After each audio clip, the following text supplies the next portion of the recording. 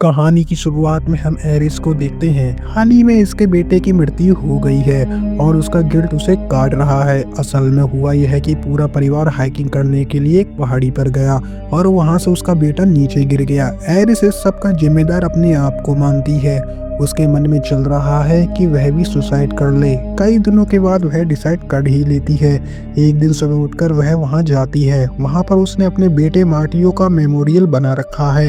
हिम्मत करके एरिस पहाड़ी के किनारे तक पहुंच जाती है। वह वहां से कूदने वाली थी, तभी हम देखते हैं वहां पर रिचर्ड नाम का व्यक्ति आ गया। वह उससे प्यार से बातें करने की कोशिश कर रहा था, लेकिन एरिस उससे कोई भी बात नहीं करना चाहती। रिचर्ड की गर्लफ्रेंड एक कार एक्सीडेंट में मारी गई थी। रिचर्ड इस सब का कसूरवार अपने आप को समझ रहा था, क्योंकि गाड़ी वह चला रहा था। इन दोनों में एक बात कॉमन है कि दोनों अपना गिल्ट काट रहे हैं। एरिस को लग रहा था कि रिचर्ड उसे नीचे कूदने से रोकेगा, लेकिन उसने ऐसा नहीं किया। बल्कि वह तो कहता है कि तुम्हें जो करना है तुम कर सकती हो, लेकिन एक बार आज का दिन देखो, यह दिन कितना सुंदर है। इसके बाद रिचर्ड वहां से चला जाता है। उसकी बातों से एरिस का मन बदल जाता है और अब वह भी वहां से चली जाती है। एरिस की कार के बगल में रिचर्ड की कार खड़ी थी, जिस वजह से वह दरवाजा नहीं खोल पाती। वह रिचर्ड से कहकर गाड़ी पीछे करने के लिए कहती है। रिचर्ड कार में से छाता निकालता है। दरअसल यह कोई छाता नहीं, बल्कि बेहोश करने वाला एक गैजेट है। वह करंट की मदद से एरिस को बेहोश कर देता है। आप लोग शॉक हो गए होंगे कि अभी अभी तो यह प्यार से बात कर रहा था और अब इसे क्या हो गया। आप लोगों के दिमाग में बहुत सारे सवाल होंगे कि क्या यह कोई साइको किलर है जो इसे मारने ले जा रहा है, या फिर इससे कोई पुरानी दुश्मनी। सब कुछ आप आगे समझ जाओगे। एरिस को जब होश आया तब वह रिचर्ड की कार में थी। उसके हाथ पैर बंधे हुए थे। हमें यहाँ पर पता चलता है रिचर्ड यह कोई पहली बार नहीं कर रहा। वह एरिस को जंगल में अपने कैंप पर ले जा रहा है। रिचर्ड बहुत समय से एरिस को फॉलो कर रहा था। उसे उसकी फैमिली के बारे में सब कुछ पता है। एरिस के पास एक चाकू था। वह बड़ी सावधानी से चाकू निकालती है। रस्सी काटने की आवाज उसे सुनाई न दी जाए, इसलिए वह उसे अपनी बातों में उलझाए रखती है। हाथ फ्री होने के बाद वह रिचर्ड पर हमला करती है, जिसकी वजह से एक एक्सीडेंट हो जाता है। एरिस पीछे बैठी थी, इसलिए उसे कुछ ज्यादा चोट नहीं आती, लेकिन रिचर्ड के सिर पर चोट लग गई थी। एरिस वहां से निकलने की कोशिश करती है तो रिचर्ड उस पर झपटने की कोशिश करता है। एरिस ने सीट बेल्ट की मदद से उसका गला दबाया, लेकिन वह बच निकला। कैसे भी करके एरिस गाड़ी से बाहर निकली और भागने लगी, लेकिन उसके सामने रिचर्ड आ गया। वह उससे कहता है कि भागने का कोई फायदा नहीं, क्योंकि मैंने तुम्हारे अंदर एक पैरालाइजिंग इंजेक्शन इंजेक्ट कर दिया है। 20 मिनट के बाद तुम पैरालाइज हो जाओगी। यह सब सुनने के बाद भी वह वहां से भागने लगी, लेकिन रिचर्ड कोई मजाक नहीं कर रहा। अब धीरे धीरे एरिस पैरालाइज होने लगती है। पहले उसका हाथ पैरालाइज होता है। यह देखने के बाद तो एरिस अपनी घड़ी में 20 मिनट का टाइमर सेट कर देती है। इस भागम दौड़ में उसका चाकू पीछे ही छूट चुका था। रिचर्ड बड़े आराम से उसका पीछा कर रहा था, क्योंकि उसे मालूम है एरिस ज्यादा दूर नहीं जा सकती। अब उसके पैर भी पैरालाइज होने लगे, लेकिन फिर भी वह आगे जाने की कोशिश करती है। अब उसकी बॉडी धीरे धीरे पैरालाइज हो चुकी थी। वह रेंग रेंग कर आगे जा रही थी। रिचर्ड उसके पीछे ही था। अब वह अपने बचाव के लिए एक नदी में कूद जाती है। यह मूव उसके लिए डेंजरस हो सकता था, लेकिन उसने ऐसा किया। पानी के बहाव के साथ वह आगे गई। किनारे पर आने के बाद उसके 20 मिनट पूरे हो चुके थे। वह पूरी तरीके से पैरालाइज हो गई। मुंह से आवाज भी नहीं निकल रही और सांस भी बड़ी मुश्किल से ले पा रही है। लेकिन एक अच्छी बात है, वह जिस जगह पर है वह किसी का फार्म हाउस है। वहां पर विल नाम का व्यक्ति घास की कटाई कर रहा था। उसकी नज़र एरिस पर पड़ जाती है। बिल उसके पास गया और उससे बातें करने लगा, लेकिन एरिस तो पैरालाइज थी, तो वह अपनी तकलीफ कैसे बता पाती। इसलिए उसने अपनी आंख झपकाकर उसे बताने की कोशिश करी। बिल भी समझ जाता है कि इस लड़की के साथ जरूर कुछ बुरा होगा।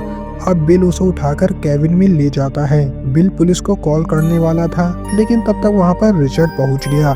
वह ऐसा बहाना बनाता है कि मेरा एक्सीडेंट हो गया है और एक्सीडेंट में मेरी बीवी कहीं खो गई है। क्या तुमने किसी को देखा है? बिल को उसकी बातों पर विश्वास नहीं था, इसलिए वह उसे बाहर रोकने के लिए कहता है। बिल पुलिस को कॉल कर पाता उससे पहले रिचर्ड अंदर पहुंच जाता है। रिचर्ड एक सोफे पर बैठकर इधर उधर देखने लगता है, लेकिन उसे एरिस कहीं नजर नहीं आती। असल में एरिस उसी सोफे के पीछे लेटी हुई थी। रिचर्ड बिल को विश्वास दिलाने की कोशिश कर रहा था, लेकिन बिल पुलिस को कॉल करने पर अड़ा था। अब रिचर्ड एक और कहानी बनाता है। वह कहता है कि मेरा फोन खो गया है और मेरी बीवी को प्रॉब्लम है, उसका शरीर हिलना डुलना बंद कर देता है। बिल को उसकी बात पर विश्वास हो गया। वह बताने वाला था, लेकिन तभी रिचर्ड की जेब में मोबाइल बजने लगा। अभी अभी तो यह कह रहा था कि उसका मोबाइल खो गया। बिल को अब उस पर फिर से शक हो जाता है। वह उससे सिर्फ यही कहता है कि तुम्हें अपनी बीवी को अब ढूंढना चाहिए, इसलिए तुम यहाँ से चले जाओ। रिचर्ड को भी कहीं न कहीं यकीन हो गया था कि बिल उससे कुछ छुपा रहा है, शायद वह उससे कुछ झूठ बोल रहा है। रिचर्ड उस पर हमला कर पाता, बिल ने उसे धक्का दे दिया। फिर बिल ने पुलिस को कॉल मिलाई। इसके बाद इन दोनों की फाइट होती है। विल रिचर्ड पर भारी पड़ रहा था। रिचर्ड को वहाँ पर एक चाकू मिल गया, जिसकी मदद से उसने बिल पर काबू कर लिया। इसके बाद उसने घर में छानबीन करी, लेकिन फिर भी उसे एरिस नहीं मिली, इसलिए उसने एक गैस कैन की मदद से उसने घर में आग लगा दी। हम देखते हैं एरिस का हाथ धीरे धीरे मूव करने लगता है, यानी कि इंजेक्शन का असर खत्म होने लगा है। लेकिन इसका क्या फायदा, घर में तो आग लग गई है। आग से जलकर मरने से अच्छा है कि वह रिचर्ड के हाथों लग जाए। वह टैप करके रिचर्ड का ध्यान अपनी ओर करने की कोशिश करती है, लेकिन रिचर्ड तो अब वहां से जाने वाला था। लेकिन तभी उसकी नजर खिड़की पर पड़ती है। खिड़की पर लगी हुई डंडी इधर उधर मूव कर रही थी, जो एरिस मूव करवा रही थी। यह देखने के बाद रिचर्ड वापस से अंदर गया। एरिस उसे मिल गई, फिर वह उसे अपने साथ ले गया। इस सब में बेचारा विल मारा गया। रास्ते में रिचर्ड उससे कहता है कि तुम्हारी वजह से मैंने पहली बार किसी लड़के को मारा है। वह उससे कुछ और कह पाता, तभी उसका कॉल बजने लगा। कॉल पर थी उसकी बेटी, यानी कि यह एक पिता भी है। कॉल पर हमें पता चलता है कि असल में रिचर्ड हर वीकेंड पर अपने कैंप जाता है और हर बार एक लड़की को मारता है। उसकी फैमिली को यह सब कुछ नहीं पता। वह अपनी फैमिली को टाइम नहीं दे पा रहा, इसलिए आज उसकी फैमिली कैंप पर आने वाली है, यानी कि उसका वांडा फूट सकता है। गाड़ी में फ्यूल खत्म हो गया है, इसलिए वह गैस कैन पर रुकता है। वहाँ पर एक औरत एरिस को नोटिस कर लेती है। मौके पर तो वह कुछ नहीं बोल पाती, लेकिन रिचर्ड के जाने के बाद वह पुलिस को सब कुछ बता देती है। थोड़ा आगे जाने पर एक पुलिस वाला उसे मिल जाता है। रिचर्ड फिर से कहानी बनाता है कि यह मेरी बीवी है और इसने ज्यादा पी रखी है। पुलिस वाला उससे पूछता है कि तुम्हारी सिर पर चोट कैसे लगी। इस पर वह जवाब दे नहीं पाता। फिर वह दोबारा से कहानी बनाता है और इस बार वह बताता है कि हाल ही में हमारा बच्चा मर गया है और उसे इस बात का काफी गिल्ट है और इसलिए वह सुबह शाम पीती रहती है। लेकिन पुलिस ऑफिसर उसकी बातों पर विश्वास नहीं कर रहा। बात हद से आगे बढ़ गई तो रिचर्ड ने अपनी असलियत दिखा दी। उसने उसके सिर पर इतना वार किया है कि वह नीचे गिरकर मर गया।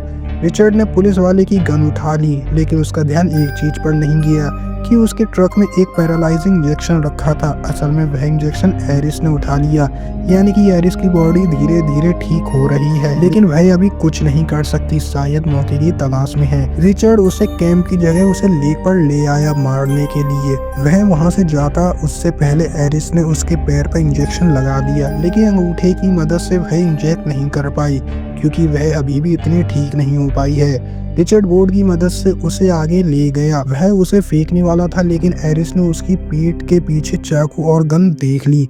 बहाना बनाकर उसने रिचर्ड को अपने पास बुलाया, फिर चाकू छीनकर उसने उस पर वार किया। रिचर्ड पानी में नीचे गिर गया और उसकी गन बोट पर गिर गई। रिचर्ड दोबारा ऊपर आ पाता, एरिस ने गन उठाकर उसके ऊपर चला दी। रिचर्ड फिर से पानी में गिर जाता है। वह किनारे पर जाने की कोशिश करने लगा। जो गोलियां एरिस ने चलाई उनमें से कुछ बोट पर लग गई, यानी कि पानी बोट पर आने लगा। देखते देखते पानी अंदर आने लगा और उसमें एरिस डूब गई, लेकिन तब तक उसकी बॉडी ने काम करना शुरू कर दिया था। जैसे तैसे करके वह किनारे पर पहुंचकर उसने अपनी जान बचा ली। रिचर्ड भी किनारे तक पहुंच गया था, लेकिन तड़प तड़प के वह मर रहा था। आखिरी बार उसने रिचर्ड को देखा और उसे मरता हुआ छोड़कर वह वहां से चली गई। और इसी के साथ हमारी मूवी यहीं पर ख़त्म हो जाती है। आई होप गाइस आपको मूवी पसंद आई होगी। मूवी पसंद आई हो तो वीडियो को लाइक करना, चैनल पे नए हो तो सब्सक्राइब करना, ताकि कोई भी मैं नई वीडियो डालूं तो सबसे पहली नोटिफिकेशन आपको मिलती रहे।